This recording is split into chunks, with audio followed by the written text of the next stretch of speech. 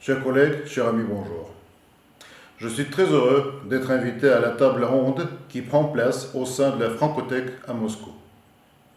À ma connaissance, c'est pour la première fois que le Centre de Russie pour la science et la culture à Paris participe à un événement de Francothèque et je suis très fier d'avoir ce privilège important en tant que directeur du Centre de Russie à Paris.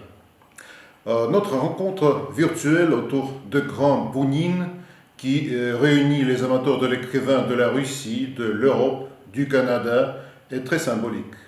Il suffit de dire que Bounine était sans aucun doute le premier écrivain russe à l'étranger.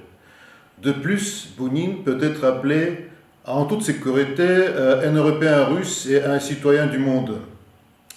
Le premier lauréat russe du prix Nobel de littérature a vécu en France depuis plus de 30 ans. Après avoir quitté la Russie en janvier 1920, Bounine a souffert douloureusement la tragédie de la séparation et de la rupture avec sa patrie. Intelligent et visionnaire, il comprenait que le temps difficile était arrivé pour longtemps, car il connaissait le peuple russe mieux que les autres écrivains. Pour le Centre de Russie pour la science et la culture, Bounine est sans aucun doute l'une des figures clés. Premièrement, en tant que premier écrivain russe à se voir décerner le prix Nobel. En France, nous avons l'opportunité et le plaisir de dialoguer avec des personnes historiquement associées à Ivan Alexeyevitch. Je parle des descendants, des amis de Bounine et de nombreux chercheurs qui continuent à se pencher sur ses ouvrages. À l'occasion de l'anniversaire de l'écrivain, le Centre a tenu une série d'événements. L'œuvre de l'écrivain a été choisie comme l'un des thèmes phares des célèbres journées parisiennes du livre russe, dont l'organisation en février de cette année a été effectuée avec le concours de notre centre.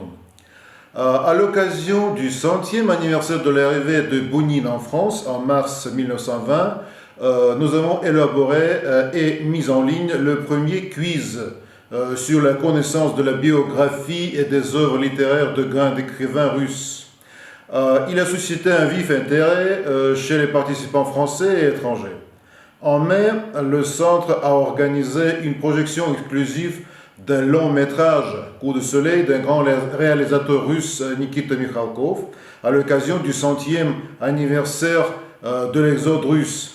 C'est l'appellation actuelle des événements d'évocation de l'armée russe et de la population civile de Crimée, parfaitement décrit par Bounine. Un autre événement notable a été une téléconférence avec l'association créative Le Temps des Jeunes 21, avec des bouninologues et des experts de la culture russe à l'étranger. Parmi les participants figuraient les directeurs de la Maison des Russes à l'étranger, de l'association Le Patrimoine de Bounine, de l'association Le Patrimoine de Bounine en Russie, de la maison musée Ivan Bounine à Yefremov et de musée commémoratif littéraire Ivan Bounine à Yelets et d'autres. Pour le Centre de Russie pour la science et la culture à Paris, le nom de Bounine est également associé à la plus grande nécropole russe à l'étranger, à savoir Saint-Geneviève-des-Bois. En tant que mission étrangère chargée par le gouvernement russe à préserver l'état de conservation des sépultures russes ayant une valeur historique, le Centre de Russie pour la science et la culture examine régulièrement plus de 5000 sépultures. Parmi eux se trouve la célèbre sépulture de l'écrivain et de son épouse Vera Nikolaevna Bounina, et pour nous c'est un sujet d'une attention particulière. Et pour terminer, l'événement principal de l'année Bounine pour nous, bien évidemment, était la rencontre en ligne avec René Guérin. Nous l'avons organisé le jour de l'anniversaire de l'écrivain, le 22 octobre. Мы начинаем этот репортаж из Парижа. Добрый день, столица русского зарубежья.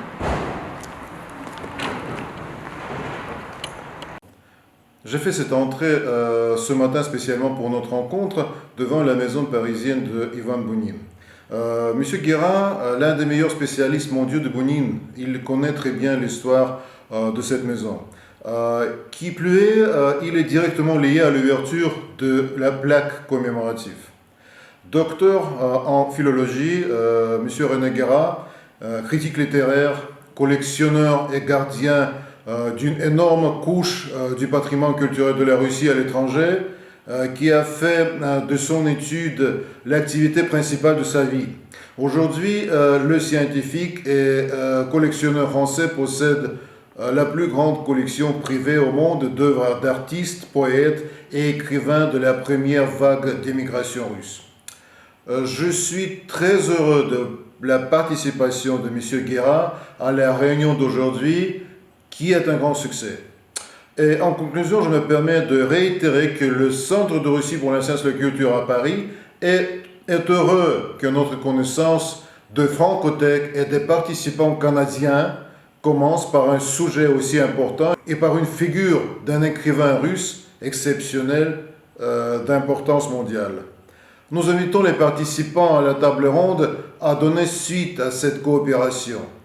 Nous serons heureux d'avoir vos projets et vos propositions communs.